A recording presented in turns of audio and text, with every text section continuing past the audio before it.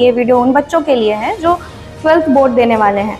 इसमें हम लोग आपको क्वेश्चन सीरीज प्रोवाइड करेंगे कि आप लोग का जो एग्जाम है वो 25 मार्च को होने वाला है। Reproduction unit, genetics and evolution, biology and human welfare, biotechnology and its applications, ecology and environment. Maximum to maximum हम लोग कोशिश करेंगे कि 60+ आप स्कोर करें। ये वीडियो उन बच्चों के लिए है जो 12th बोर्ड देने वाले हैं। इसमें हम लोग आपको क्वेश्चन सीरीज प्रोवाइड करेंगे। जैसे कि आपका 13 चैप्टर्स है तो हम लोग आपको हर एक चैप्टर का क्वेश्चन प्रोवाइड करेंगे। जैसे कि कोई भी चैप्टर अगर ज्यादा वेटेज का है तो हम लोग उसमें ज्यादा क्वेश्चन प्रोवाइड करेंगे, अकॉर्डिंग टू बोर्ड प्रोवाइड करेंगे। अभी क्योंकि आप लोग का जो एग्जाम है वो 25 मार्च को होने वाला है, भी अप्रोक्स 1 मंथ है। आप अच्छे से प्रिपेयर कर सकते हैं अगर आपने चैप्टर्स को गो थ्रू किया है अच्छे से, ठीक है। तो आप अभी क्वेश्चन प्रैक्टिस करिए, जो प्रीवियस ईयर बोर्ड्स में जो क्वेश्चन आए हैं उनको देखिए, ठीक है। ये हम लोग के 12th में सिर्फ 13 चैप्टर्स है, ठीक है। अब हम लोग देखेंगे कि नेक्स्ट कितने कौन कौन से चैप्टर्स हैं हम लोग के 12th में, ठीक है। अब देखिए यूनिट है ये, ठीक है, चैप्टर्स नहीं है, यूनिट है। Unit reproduction unit, reproduction unit में भी सब चैप्टर्स है, जैसे कि sexual reproduction in flowering plants, reproduction in human beings and reproductive health, ठीक है। जेनेटिक्स एंड इवोल्यूशन, आप लोगों को पता है कि जेनेटिक्स बहुत इंपॉर्टेंट है, ठीक है। अभी भी नहीं, फ्यूचर में भी अगर आप स्टडीज करेंगे तो जेनेटिक्स इंपॉर्टेंट है। इवोल्यूशन भी इंपॉर्टेंट है क्योंकि इसका वेटेज भी सबसे ज्यादा है। आप देख सकते हैं कि 20 मार्क्स का क्वेश्चन पूछा गया है इससे, ठीक है। 20 मार्क्स का ये हो गया। उसके नेक्स्ट अगर आप वेटेज के हिसाब से देखिएगा तो रिप्रोडक्शन का वेटेज है, ठीक है। रिप्रोडक्शन में mainly questions reproduction in human being से पूछा गया है, ठीक है। अब नेक्स्ट है बायोलॉजी एंड ह्यूमन वेलफेयर। इसको हम लोग human health and human welfare भी बोलते हैं, ठीक है। तो इससे भी पूछा गया है।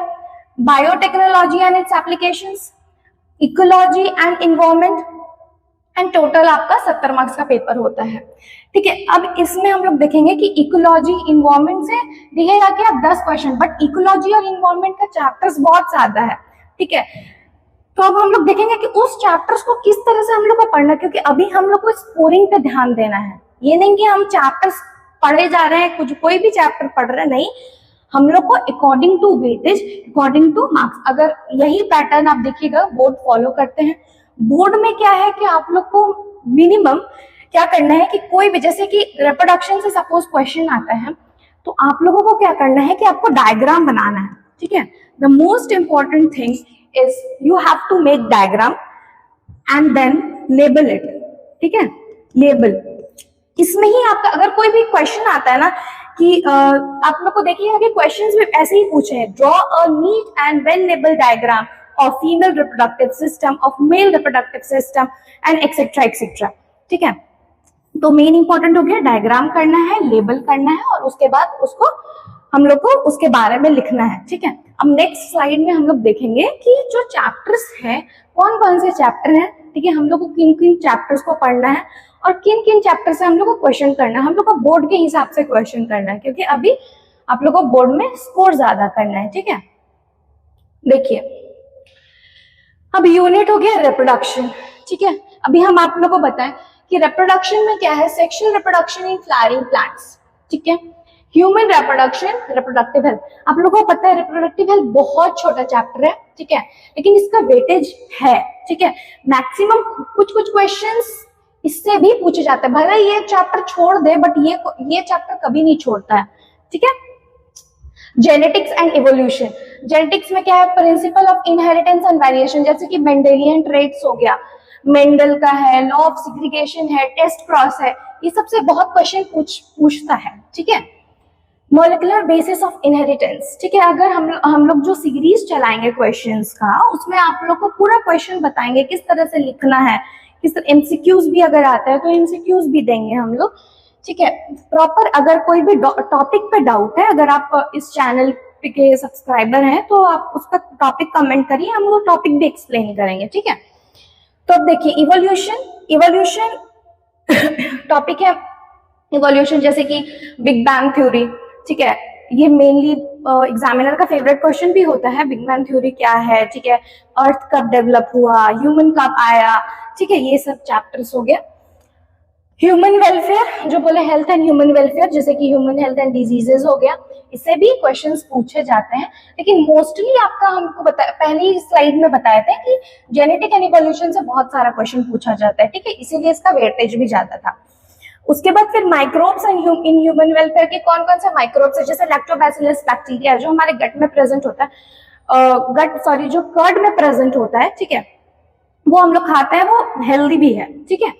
तो इस वजह से सारे जो माइक्रोब्स होते हैं वो हार्मफुल ही नहीं होते हैं, बहुत सारे बेनिफिशियल भी होते हैं हमारे ह्यूमन हेल्थ के लिए।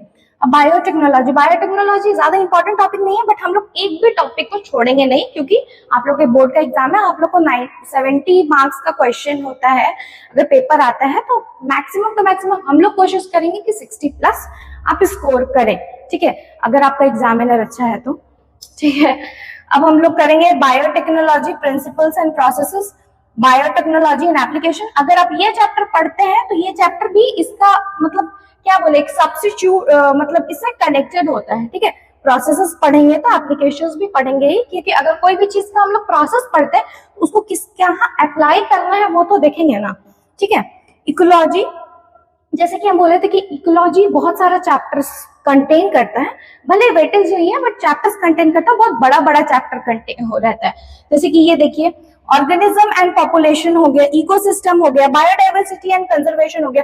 हाँ, और एक और इम्पोर्टेंट बात, बायोडाइवर्सिटी एंड कंजर्वेशन से आप लोगों को एमसीक्यूज में कभी कभी पूछ लेता है कि कौन सा बायोडाइवर्सिटी रिजर्व जो होते हैं वो कब क्रिएट हुआ है, कहाँ है, ठीक है।